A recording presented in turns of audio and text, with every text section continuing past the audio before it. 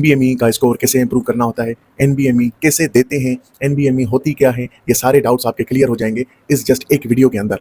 और ये एक वीडियो देखने के बाद आपको कोई और वीडियो देखने की ज़रूरत नहीं पड़ेगी। इस एक ही वीडियो में मैं आपको हर चीज़ बताऊंगा एनबीएमई के बारे में। पहले मैं आपको बताता हूँ कि एनबीएमई होती क्या है, फिर मैं आपको बताऊंगा एनबीएमई देनी कब है और कैसे देनी है। एनबीएमई जो होती हैं वो होती हैं self assessment test for US assembly exams. US assembly step 1, US assembly step 2 and 3 तीनों के लिए एनबीएमई मौजूद होती हैं। और इसको हम नंबर वाइज आइडेंटिफाई करते हैं कि कौन सी स्टेप 1 के लिए है, कौन सी स्टेप 2 के लिए है।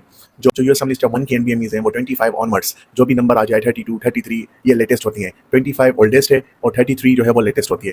अगर हम यूएस असेंबली स्टेप 2 की बात करें तो यूएस असेंबली स्टेप 2 में हम 9 एनबीएमई से स्टार्ट करते हैं एंड ऑनवर्ड्स 15, 16 मे बी अब 17 आ गई हो या आने वाली हो, तो जो नंबर असेंडिंग ऑर्डर में हम जाएंगे वो लेटेस्ट होता है।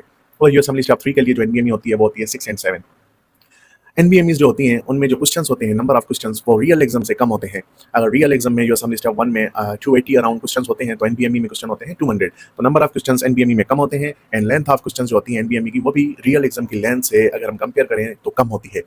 रियल एग्जाम में क्या होता है, जो लेंथ होती है क्वेश्चंस की, अगर हम 60% देखें तो वो लेंदी होती है और जो 30 to 40% क्वेश्चंस की लेंथ होती है वो कम भी होती है। ऐसे नहीं है कि सारे क्वेश्चंस लेंदी होते हैं। लेंदी मतलब 12 लाइन 10 लाइन का भी क्वेश्चन होता है, लेकिन वहाँ पे आपको 4 लाइनर क्वेश्चंस भी मिल जाएगा। और रियल एग्जाम में जो ऑप्शंस होते हैं वो भी एनबीएमईज की तरह होते हैं। किसी क्वेश्चन में 4 ऑप्शंस होंगे, किसी में 5 होंगे, किसी में 6 भी हो सकते हैं। एनबीएमईज एंड रियल एग्जाम, आप ये नहीं समझना कि जो एनबीएमईज के क्वेश्चंस होते हैं वही रियल एग्जाम में आते हैं, ऐसा नहीं है। कॉन्सेप्ट सेम होता है। आपने सुना होगा कि कॉन्सेप्ट एनबीएमईज वाला होता है, इसका क्या मतलब होता है? जिस तो सेम ही है ना, चाहे आप पाकिस्तान में पढ़ते हो, चाहे आप इंडिया में पढ़ते हो या यूएस में पढ़ते हो, ये चीज़ें चेंज तो नहीं होगी ना। अगर एनसेड किडनी को खराब करते हैं तो वो यहाँ भी करते हैं पाकिस्तान में और वो यूएस में भी करते हैं, तो पढ़ाई तो सेम ही होती है। तो यही कॉन्सेप्ट टेस्ट किए जाते हैं। जैसे फॉर एग्जांपल अगर आपके सामने एक सवाल आ जाता है 12 लाइन का, कहता है कि 40 ईयर का बंदा है, जो है वो नूरियाबाद से ताल्लुक़ रखता है, 5-6 दवाइयाँ खाता है, उसको थायराइड भी है, फलाना भी है, मतलब 6-7 बीमारियाँ भी दे रहा है, और एंड में आपसे जस्ट ये पूछ रहा है कि बताओ इन दवाइयों में से कौन सी ऐसी दवाई है जिसने इसके गुर्दे खराब किए हैं। आपको इतना बड़ा सवाल पढ़ने की ज़रूरत ही नहीं थी। जस्ट आप बज़वर्ड्स देखते कि पूछ क्या रहा है, एंड में पूछ रहा है कौन सी ऐसी दवाई है जो गुर्दों को खराब कर रही है। अगर आपको दिमाग में उसी वक्त बैठा हुआ है कि भाई एनसेड करती है खराब और एनसेड भी उसकी हिस्ट्री में लिखी हुई है, तो आपने ऑप्शन ढूंढना है एनसेड का। अगर ऑप्शन में एनसेड नहीं है लेकिन कोक्स इनहिबिटर लिखा हुआ है और आपको अगर ये कॉन्सेप्ट पता है कि कोक्स इनहिबिटर, एनसेड का जो फंक्शन होता है वो कोक्स इनहिबिटर होता है, तो वो भी ऑप्शन करेक्ट है। ये तब आप करेक्ट करेंगे जब आपके कॉन्सेप्ट्स क्लियर होंगे, और वो क्लियर करने में एनबीएमईज भी आपके हेल्प करती है। तो ये इसे कहते हैं कि कॉन्सेप्ट सिमिलर होते हैं। तो वैसे ही कॉन्सेप्ट जो होते हैं वो आते हैं एग्जाम में, लेकिन घुमा फिरा के सवाल आता है, तो आपके पास कॉन्सेप्ट क्लियर हो, आप कोई भी सवाल कर लोगे। अब हम बात करते हैं कि एनबीएमईज कब देनी है। एनबीएमईज आपने तब देनी है जब एटलीस्ट आपका यूएल मोर देन 50% हो चुका हो। इधर 55% पे आप दे सकते हैं या 60% पे दे सकते हैं। अगर हम देखें तो ये इस पे भी डिपेंड करता है कि आपने यूएल किस तरीके से किया है। ऐसे नहीं आपका यूएल में जो स्कोर आ रहा है वो 20% आ रहा है या 50% आ रहा है, फिर आप कोशिश करें थोड़ा यूएल में प्रोग्रेस करें और थोड़े टाइम बाद एनबीएमई दें।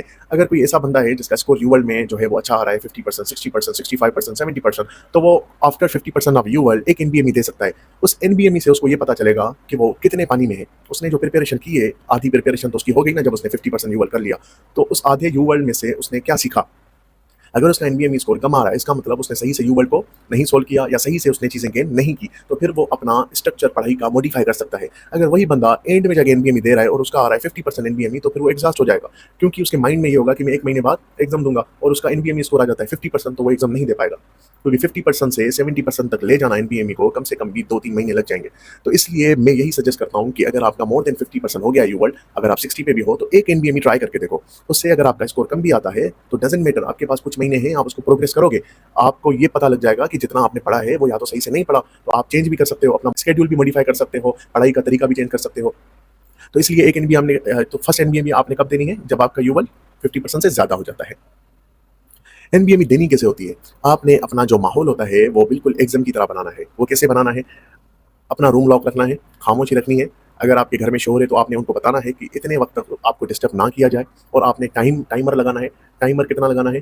4 ब्लॉक्स होते हैं, 54 ब्लॉक्स होते हैं 50-50 क्वेश्चंस के, मतलब 200 क्वेश्चन है। अब जो एग्जाम आएगा वो 20-20 ब्लॉक्स का आएगा, मतलब 10 ब्लॉक्स है 20-20 के। अगर आप 20-20 के कर रहे हैं आपकी मर्जी है, अगर आप 40 के कर रहे हैं आपकी मर्जी है। मैं यही रिकमेंड करूंगा कि आप 20-20 के ब्लॉक्स करो, आप तो आप यूज्ड हो जाओगे न्यू सॉफ्टवेयर से। जो ब्रेक लेनी है आपने पूरी की पूरी एनबीएमई में, आप 30 मिनट्स ब्रेक ले सकते हो। अब वो 30 मिनट्स आप एक ब्लॉक के बाद लो, 2 के बाद लो या 3 के बाद लो। मैं ये रिकमेंड करूंगा कि एटलीस्ट पहले आप जब स्टार्ट करो एनबीएमई तो 60 क्वेश्चन तो आप कर ही लो, फिर ब्रेक लो, थोड़ी सी 5-10 मिनट पानी वानी पी लो, फिर दूसरा स्टार्ट करो। ऐसे आप लेके चलो, क्योंकि स्टार्ट में आप एनर्जाइज होते हो, बाद में आप एग्जॉस्ट होते जाते हो। तो एंड के लिए ब्रेक बचा के रखा करें, रियल एग्जाम में भी एनबीएमई में भी। आप 30 मिनट्स ब्रेक ले सकते हैं, अपने पूरे टाइम पे आपने एनबीएमई खत्म करनी है, एंड में अपना रिजल्ट देखना है। अब हम बात करते हैं कि अगर एनबीएमई में स्कोर कम आ जाता है, कम और ज़्यादा क्या होता है, पहले मैं ये समझा देता हूँ आपको।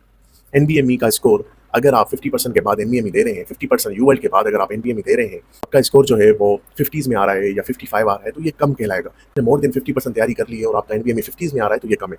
अगर आपका एनबीएमई उस वक्त जब आपने 50% तैयारी की है 60s में आ रहा है, तो ये फिर भी बेहतर है। क्यों? क्योंकि आपके पास अभी 2 से 3 महीने हैं, आप इसको 70s में ले जाओगे आराम से अगर आपका 60s में है। अब कोई ऐसा बंदा है जिसका 70s में आ रहा है 50% तैयारी के बाद, तो वो अपना टारगेट 80s पे रखे। आप अपना टारगेट बड़ा रखो। जैसे अगर किसी का 50s में आ रहा है, वो कहे मुझे 70s में ले जाना है। अगर किसी का 70 में आ रहा है, तो वो कहे मुझे 80s पे टच करना है। टारगेट बड़ा रखोगे तब जाके आपका दिल करेगा कि और ज़्यादा इसको अच्छा करो।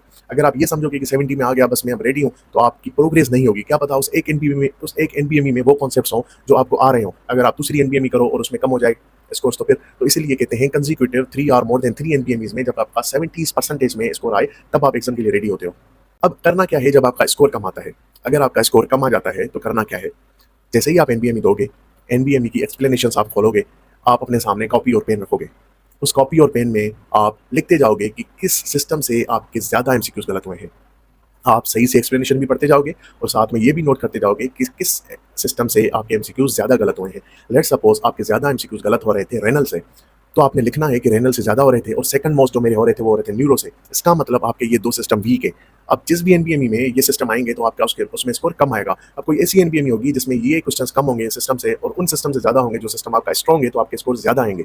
ये कभी-कभी ऐसा हो जाता है, तो इसलिए जब आपकी ग्रिप सारे सिस्टम्स पे होगी, तो आपका जो स्कोर आएगा वो रियल रियल स्कोर होगा और आपका वही स्कोर ऐसे समझें कि रियल एग्जाम के साथ कॉम्पीट करेगा। तो इसके लिए एक अच्छा मेथड मैं आपको यही बता रहा हूँ कि अगर आपका स्कोर कम आ रहा है, तो आप सिस्टम्स लिखो कि कौन से सिस्टम से आपके एमसीक्यू ज़्यादा गलत हो रहे हैं। इसका मतलब वो सिस्टम्स आपके वीक हैं, वो आपको एग्जाम में फेल करवा सकते हैं, तो इसलिए वो सिस्टम आपने स्ट्रॉन्ग करने हैं। अब कैसे स्ट्रॉन्ग करने हैं? नंबर पहली चीज़, आपने एक्सप्लेनेशन पढ़ी एनबीएमईज़ की, सही है।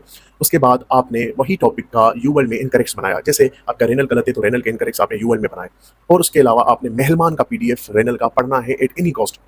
मेहलमान का पीडीएफ ये जो आपका स्कोर इंप्रूव कर सकता है। नंबर पहली चीज़, एनबीएमईज़ की एक्सप्लेनेशन आपने पढ़नी है। नंबर दूसरी चीज़, आपने जो है वो यूवल इनकरेक्ट करने हैं। नंबर 3, आपने मेहलमान का पीडीएफ करना है उस सिस्टम का जो वीक था। ये आपका कवर हो गया वीकेस्ट सिस्टम, जो एनबीएमई ने आपको बताया कि आपका ये सिस्टम वीक है। फिर आपने ऐसा ही करना है सेकंड मोस्ट वीकेस्ट सिस्टम के साथ। जब आप ये चीज़ कर लेंगे और साथ में आपने फर्स्ट एड के जो चार्ट बने हुए हैं वो रिवाइज करने हैं मेन। अगर आप जैसे चैप्टर खोलते हो बायोकेमिस्ट्री में, तो डिजीजेस के चार्ट बने हुए हैं, ग्लाइकोजन, लाइसोसोमल, लिपिड वाली। तो फिर इम्यूनो में जाते हो तो इम्यूनोलॉजिकल डिजीजेस का चार्ट है, जैसे ग्राफ रिजेक्शन का चार्ट है। फिर आप माइक्रो में जाते हो, एंडोटॉक्सिन का चार्ट है। ये जैसे भी इंपॉर्टेंट चार्ट बने हुए हैं, आपने पूरे फर्स्ट एड को रिवाइज किया, मेहमान के वीकेस्ट सिस्टम्स आपने रीड किए, यूएल इनकरेक्ट किए और बायोस्टेट आपने करनी है और फिर नेक्स्ट एनबीएमई देना है। ये उनके लिए है जिनका स्कोर कम आया हो। करना क्या है? अब ये सब कितने अरसे में होगा? ये इन सब के लिए आप तकरीबन 1 महीना रखें। अगर आपका स्कोर 50s में आ रहा है, 58, 59, 60, तो एटलीस्ट 1 महीना आप इसको दें। कुछ लोगों के माइंड में ये होता है कि जो एनबीएमई होती है वो हर हफ्ते बाद दी जाती है। बच्चों, वो उसके लिए है जिसका एनबीएमई स्कोर अच्छा आता है। अगर किसी का एनबीएमई स्कोर 70s में आ जाता है, तो वो 1 हफ्ते बाद दूसरी एनबीएमई दे दे, फिर तीसरी, फिर चौथी। ये उनके लिए होता है। पहले आप अपने एनबीएमई स्कोर्स इंप्रूव तो करो। इंप्रूव जब कर लो, फिर हर हफ्ते बाद देना। ये 1 महीने में आप अपनी प्रोग्रेस लाओगे पहले, फिर एनबीएमई टच करेगा 65-70% पे, फिर आप हर एक हफ्ते बाद एनबीएमई दोगे। ये ऐसे होता है। काफ़ी लोगों को ये कॉन्सेप्ट नहीं पता, वो बस ये कहते हैं कि 60 आया, 40 आया, 50 आया, बस हर हफ्ते बाद देना है। भाई इंप्रूव कैसे करोगे फिर? 1 हफ्ते में इंप्रूव थोड़ी होगा। अगर आपका 50% स्कोर एनबीएमई में आया है, तो वो 1 हफ्ते में 70 तो नहीं हो जाएगा। उसके लिए आपने फिर से 1 महीना देना है और इन चीज़ों को देना है जो मैंने समझाया है, तब जाके आपका एनबीएमई स्कोर इंप्रूव होगा। और एनबीएमईज़ सिंसियरिटी के साथ देना, जैसे बताया है, माहौल बना के, वरना बायसेस हो जाएगा। कभी-कभी आपने देखा होगा कि एनबीएमईज़ में स्कोर ज़्यादा आता है, लेकिन रियल एग्जाम में बच्चे फेल हो जाते हैं, वो एनबीएमई में बायस करते हैं।